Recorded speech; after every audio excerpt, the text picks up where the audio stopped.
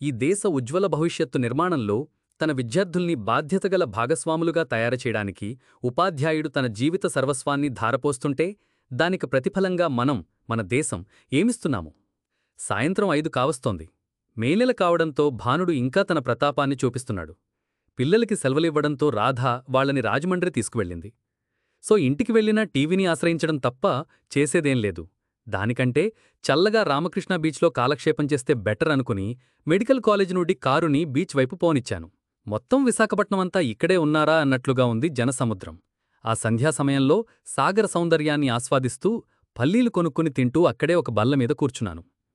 బీచంతా మురీ mixture, panipuri, ఐస్క్రీములు అమ్ముకునేవాళ్లతో రాణగుణధ్వనిగా ఉంది. వాళ్లతో పోటీగా బిచ్చగాళ్లు ఇంకో పక్క విసిగించేస్తున్నారు. ఇంతలో ధర్మంబాబూ అంటూ దీనంగా ఎవరిదో స్వరం యాచిస్తూ ఒక్కసారిగా తుళ్లిపడి వెనక్కి చూశాను. ఆ గొంతు ఎన్ని సంవత్సరాలైనా ఎంతమందిలో అయినా గుర్తుపట్టగలను. ఎవరిది?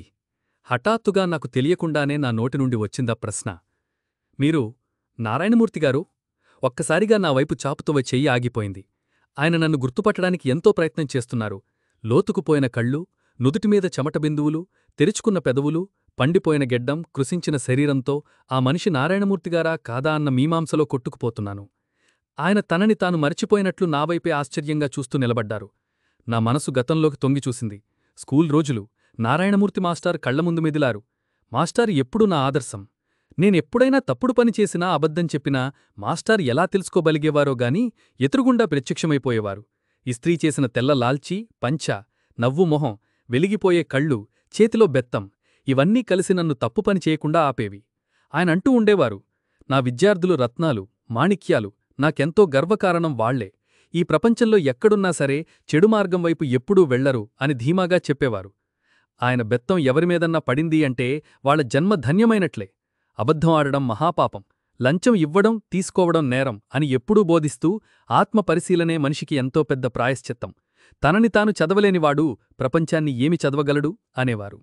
నారాయణమూర్తిగారి శిష్యుణ్ణైనందుకు చెప్పొద్దు, ఈ వయసులో కూడా నేను గర్వపడుతూ ఉంటాను. ఆయన తన ప్రతి విద్యార్థిని మణిపూస చెయ్యాలనుకునేవారు. విద్యార్థులు కూడా ఆయనని ఎంతో ఇష్టపడేవారు. స్కూలు చదువు అయిపోయాక కూడా ఆయన్ని ఎవరూ మర్చిపోలేకపోయేవారు. తమ రాష్ట్రంలోనూ ఇతర రాష్ట్రాలలోనూ తన శిష్యులు పెద్ద పెద్ద పదవుల్ని అలంకరించిన విషయాలు తెలుస్తున్నప్పుడు ఆయన ఎంతో పొంగిపోయేవారు. మేము చదువుకునే రోజుల్లో ఎక్కడెక్కడి నుంచో పూర్వ విద్యార్థులు వచ్చి ఆయనకి నమస్కరించి ఆశీర్వాదాలు తీసుకోవడం మేము ఆశ్చర్యంగా చూస్తుండేవాళ్లం. ఆయన ఆర్థిక పరిస్థితులు అంతంత మాత్రంగా ఉండేవి. ఎంతో కంతైనా ఆ తక్కువ జీతంలోనే ప్రతి నెలా ఒక్కరిద్దరు విద్యార్థులకి హాస్టల్ ఖర్చులకి ఇచ్చేవారు. ఎవరైనా పుస్తకాలు లేవన్నా, స్కూల్ డ్రెస్ కొనలేకపోయినా మాస్టారి దగ్గరికి వెళితే చాలు సహాయం చేసేవారు. భోజనం చేసేటప్పుడు ఎవరైనా వెళితే తను మానుకునే వారికి భోజనం పెట్టి పంపేవారు. ఇతర ఉపాధ్యాయులు ఆయన్ని దీనబంధు అని ఎగతాళి చేసినా ఏమాత్రం పట్టించుకోకుండా, నాకు పిల్లా జల్లా ఎవరూ లేరు, ఉన్నది ముసలివాళ్లం ఇద్దరం, మీరంతా మా పిల్లలే, మీరు వృద్ధిలోకొస్తే అదే 10,000, నేను మీవాణ్ణి, మీరంతా నావాళ్లు అనేవారు. విద్యాదానం అన్ని దానాల్లోకి శ్రేష్టమన్నది ఆయన అభిప్రాయం. దానికి ప్రతిఫలంగా డబ్బు తీసుకోవడం ఆయనకు సుతరాము ఇష్టముండేది కాదు. చదువుకునే రోజుల్లో నేను మాస్టార్ని నిశితంగా గమనించేవాణ్ణి. మాస్టారు ఎవరి దగ్గర 5 పైసలు కూడా అప్పు తీసుకునేవారు కాదు. అలాగే ఎవరికీ కారణం లేకుండా డబ్బులివ్వడం ఇష్టపడేవారు కాదు. అలా దానం తీసుకోవడం అంటే బిచ్చంగా భావించేవారు. భిక్షాటనంటే మాస్టార్కి చాలా యవగింపుగా ఉండేది. కాళ్ళూ చేతులూ పనిచేస్తున్న మనిషి బిచ్చమెత్తుకుని జీవించే కంటే చచ్చిపోవడమే ఉత్తమమని అంటూ ఉండేవారు. ఆయన దృష్టిలో తన శిష్యులందరూ భావి భారత నిర్మాతలు. అందుకే మాస్టారు ఖాళీ సమయంలో మహాత్ముల జీవిత చరిత్రలు కథలుగా చెప్పేవారు. గాంధీ, నెహ్రూ, భగత్ సింగ్ వంటి త్యాగధనుల ఆదర్శాన్ని అలవర్చుకోమని ప్రేమగా చెప్పేవారు. ఇలా చెప్పడం అతిశయోక్తి కాదుగాని మా ఊళ్ళో స్కూల్లో చేరిన వాళ్లందరికీ నారాయణమూర్తిగారే పెద్ద ఆకర్షణగా ఉండేవారు. నేనీరోజు ఎంతో ఆదర్శప్రాయమైన వృత్తిలో ఉన్నానంటే దానికి కారణం నారాయణమూర్తి మాస్టారే. ఎన్నోసార్లు నారాయణమూర్తి మాస్టారు గురించి నా భార్యకి చెప్తూ ఉండేవాణ్ణి. పిల్లలకి పాఠాలు చెప్పేటప్పుడల్లా నాకు మాస్టారి జ్ఞాపకాలు మనసులో దొర్లుతూ ఉంటాయి. ఆయన చెప్పిన ఇతిహాసాలు, పురాణగాథలు పిల్లలకి చెప్తున్నప్పుడు తెల్ల లాల్చీ, పంచె ధరించిన మాస్టారి రూపం ఎదురుగుండా కనిపిస్తూ ఉండేది. నా జీవితంలో మాస్టారి స్థానం అలాగే పదిలంగా ఉంది. దానిమీద ఎవ్వరికీ అధికారం లేదు, ఉండదు. అందుకే నా భార్యామణి వ్యంగ్యంగా మీకు సర్వం నారాయణమయం అంటూ ఉంటుంది. నేను ఒకసారి బస్టాండులో ఎవరో బిచ్చగాడు అడుక్కోవడం చూసి, అడుక్కుంటూ నిన్ను నువ్వు అవమానించుకోకు, ఆత్మాభిమానంతో కష్టపడి ఏ కూలోనాలో చేసుకుని 4 డబ్బులు సంపాదించుకో. ఎవరో పడేసిన ముష్టితో బతకడంలో అర్థం లేదు అని నచ్చజెప్పాను. మా ఆవిడకి నా మాటలకి కోపం వచ్చింది. ప్రతిచోటా మీ మాస్టారిలా ఆదర్శాలు వల్లేవేయడం, ఇలా ఉపదేశాలివ్వడమేనా మీ పని? అతనికి రూపాయో 2 రూపాయలు చేతిలో పెడితే పోలా అంది. నేను తనతో, వృద్ధ వికలాంగుల సంగతి సరే, అలా డబ్బు ఇస్తే యాచక వృత్తిని ప్రోత్సహించిన వాళ్లమవుతాము అన్నాను. రాధకి అప్పుడప్పుడు చిర్రెత్తేది. మీరు మీ మాస్టారు వింత ప్రపంచంలోని మనుషులు. ఇవ్వాళ రేపు లోకంలో ఆదర్శాలకి చోటులేదు. వర్ధి ఆదర్శాలు కడుపు నింపలేవు, బట్టలివ్వలేవు. ఈ యుగంలో ఆదర్శవాదులు వెనకబడినవారితో సమానం. ఎవడు ఎంత కొల్లగొడితే, మూటలు సంపాదిస్తే వాడే గొప్ప అందరికంటే. భూమ్మీద అన్ని రకాల సుఖసౌకర్యాలు, గౌరవ మర్యాదలు వాడి కాళ్ల దగ్గరికి రావాల్సిందే. మీ మాస్టారు సత్యకలపు మనిషి, మిమ్మల్ని అలాగే తయారుచేశారు అనేది విసురుగా. కాని మాస్టార్ని తను అలా విమర్శించడం నేను భరించలేకపోయేవాణ్ణి. అందువల్ల తరచూ మా ఇద్దరికీ వాదోపవాదాలు జరుగుతూ ఉండేవి. మాస్టారి దంపతులకి పిల్లల్లేకపోవడంతో ఆయన భార్య ఎప్పుడూ బాధపడుతూ ఉండేవారు. ఎన్నో వ్రతాలు, పూజలు, ఉపవాసాలు, వైద్యాలు, కాని అవన్నీ నిరర్ధకమని తేలిపోయింది. మాస్టార్ మమ్మల్ని చూపించి ఆవిడని సముదాయించేవారు. వీళ్లంతా నీ పిల్లలు కారా? చూడు భగవంతుడు ఎంతమంది పిల్లల్నిచ్చాడో. కిందటి జన్మలో నువ్వేదో పుణ్యం చేసుంటావు, లేకపోతే ఇంతమంది పిల్లలు ఎలా ఉంటారు? ఆయన స్వరం ఆర్ద్రతతో వణికేది. మా వైపు చూసి నవ్వుతూ, మేము ముసలివాళ్లమైనప్పుడు కళ్ళు కనిపించవు కదా, మమ్మల్ని చూడ్డానికి వస్తారు కదూ, మీకు ఈ ముసలి మాస్టారు జ్ఞాపకం ఉంటారా అని ఆశగా అడిగేవారు. ఆ వయసులో మాకు మాస్టారి మాటలు సరిగ్గా అర్థమయ్యేవి కావు. ముసలైపోతే కళ్ళెందుకు కనిపించవు, మేం వాళ్లనెందుకు మరిచిపోతాము, మాస్టారేంటో ఇలా మాట్లాడుతున్నారు అనిపించేది. సరిగ్గా అర్థమయ్యే వేళకి మాస్టార్ని వదిలిపెట్టి చాలా దూరం వచ్చేశాను. నా అనుభవాల ద్వారా నేను నేర్చుకున్నదేంటంటే, ఆదర్శాలు నిరర్ధకమని, కాని తిండి నీరులాగే జీవితంలో కొన్ని నిర్దిష్టమైన లక్ష్మణరేఖలు ఉండడం అనివార్యమని. వాళ్లు మాస్టారే కావచ్చు, తల్లిదండ్రులో, లేదా మరెవరో ఆదర్శమో కావచ్చు. అందువల్ల నారాయణమూర్తి మాస్టారు నా జీవితంలో ఆదర్శప్రాయుడిగా మారారు. నాకు జ్ఞాపకశక్తి చాలా ఎక్కువ.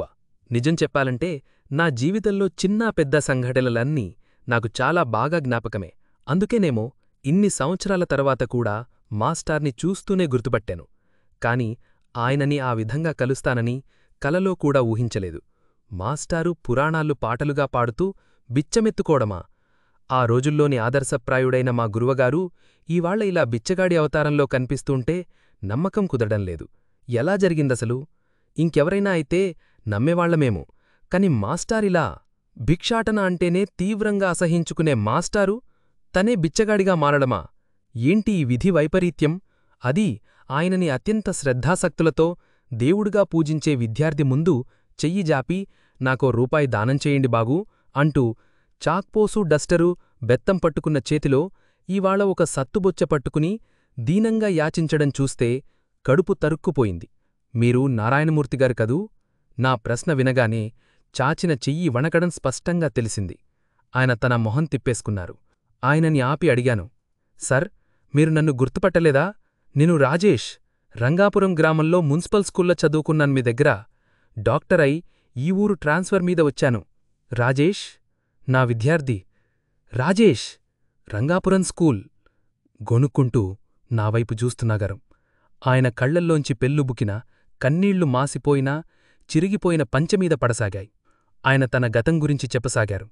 రాజేష్, ఒక ఉపాధ్యాయుడు తన జీవితం యావత్తూ విద్యాదానం చేసి విద్యార్థుల్ని బాధ్యతగల పౌరులుగా, దేశ భవిష్యత్తుగా మలచి రిటైలైన తర్వాత తన కడుపు నింపుకోడానికి ముష్టెత్తుకోవాల్సి వస్తుందని ఎప్పుడైనా ఊహించుంటాడా?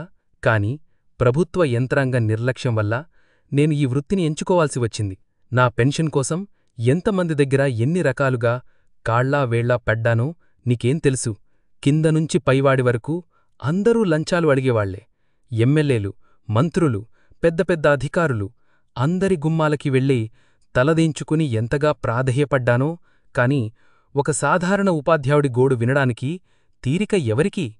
మనకి సిఫారసు చేసేవాళ్లు లేకపోయినా, లేదా డబ్బు పెట్టే సామర్థ్యం లేకపోయినా పనులవ్వవని ఖచ్చితంగా అనుభవాల ద్వారా తెలిసింది రాజేష్. ఈ రోజుల్లో స్వాభిమానంతో ఆదర్శాలు నమ్మే మనిషికి మనుగడ లేనేలేదు. నేను ఎక్కడికి వెళ్ళినా నిరాశ ఎదురైంది. ఉన్న కొద్దిపాటి సొమ్ముతో మేమిద్దరు మనుషులం ఎంతకాలం నెట్టుకొస్తాం చెప్పు? ఈ కష్టకాలంలో సొంతవాళ్లు కూడా మొహం చాటేశారు. ఏ విధమైన లాభం లేదంటే ఎవరైనా మాత్రం ఎందుకు కష్టాల్లో చేయూత ఇస్తారు? రిటైరైన ముసలి ప్రైమరీ టీచర్ దగ్గరికి ట్యూషన్కి మాత్రం ఎవరొస్తారు? ఇంగ్లీష్ మాధ్యమంలో చదివే నేటితరం విద్యార్థులకి మేము చెల్లని కాసుల్లాగా పనికిరాని వాళ్లం. డబ్బెక్కడ్నుంచి వస్తాయి? చివరికి ఆకలి సిగ్గును జయించింది. ఒకరోజు టీచర్ అవతారం తీసిపడేసి కూలీ పనికోసం వెళ్లాను. నా దుర్బల శరీరంతో పాటు నా గతం కూడా ఆ పనికి అవరోధంగా మారింది. చివరికి తోటమాలి గేట్ కీపర్ కూడా కాలేకపోయాను. ఇంక చేసేదిలేక పద్యాలు పాటలు పాడుకుని ఇలా తంబూర మీటుకుంటూ జనసమ్మర్ధంగల ప్రదేశాల్లో ముష్టెత్తుకుని బ్రతుకుతున్నాను. ఏ భిక్షాటనైతే నీచంగా భావించానో అదే నాకు జీవనాధారమైంది. ఈరోజు ఆదర్శాలకి విలువలేదు రాజేష్. నేను నీకు చదువు చెప్పిన విషయం మర్చిపో. ఆనాటి నారాయణ మాస్టార్తో నేటి ఈ దరిద్ర నారాయణుణ్ణి పోల్చి ఆయన ఆదర్శ వ్యక్తిత్వాన్ని కించపరచకు. నారాయణ మాస్టారు చచ్చిపోయాడు. గౌరవంగా రిటైరైన రోజే మీ గ్రామంలోని ఆ స్కూల్ మాస్టారు చనిపోయారు. దగ్గుతికతో అంటున్న మాస్టారి మాటలు విని నన్ను నేను అసహ్యించుకున్నాను. మాస్టారికి ఇంత దుర్గతి పట్టిందా? మాస్టారంటే మహానుభావుడు భిక్షాపాత్ర పట్టుకుని అడుక్కుంటుంటే నాకు ఎందుకు తెలియలేదు? ఈ రాష్ట్రంలోనూ బయట రాష్ట్రాల్లోనూ ఆయన విద్యార్థులు పెద్ద పెద్ద హోదాల్లో ఉంటే ఆయన బిచ్చగాడిగా మారడమా? మాస్టారు పాటలు పాడుకుంటూ నానుంచి దూరంగా వెళ్లసాగారు. నేను గభాల్న ఆయన్ని ఆపి అడిగాను, సర్, మీ శిష్యుల మీద నమ్మకాన్ని పోగొట్టుకోకండి. నేను మిమ్మల్ని వెళ్లనివ్వను. ఎలాగైనా మిమ్మల్ని కష్టాలనుంచి బయటకు తీసుకువస్తాను ఆవేశంగా అన్నాను.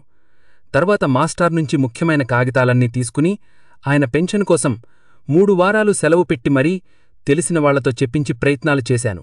అయినా పని అవ్వకపోతే కోర్టు చుట్టూ తిరిగాను. శ్రమ అనంతరం రావాల్సిన డబ్బు దాదాపు 5 లక్షల రూపాయలు వెంటనే ఇవ్వాల్సిందని కోర్టు తీర్పిచ్చింది. తీర్పు వినగాని సంతోషంతో మాస్టార్ దగ్గరికి పరిగెత్తాను. సర్, చూసారా, మీకు న్యాయం జరిగింది. ఆదర్శాన్ని నమ్ముకున్న మీరు మోసపోలేదు అని చెప్పాలని దారంతా అనుకుంటూ వెళ్లేసరికి ఆలస్యమైపోయింది.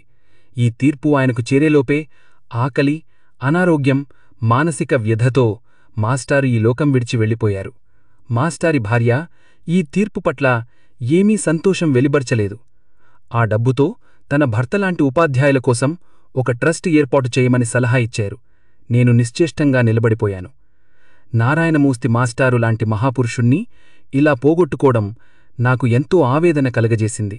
నా వైద్య విద్య, సానుభూతి, కృషి ప్రయాసలు ఆయనకి ఏ విధంగానూ ఉపయోగపడలేకపోయాయి.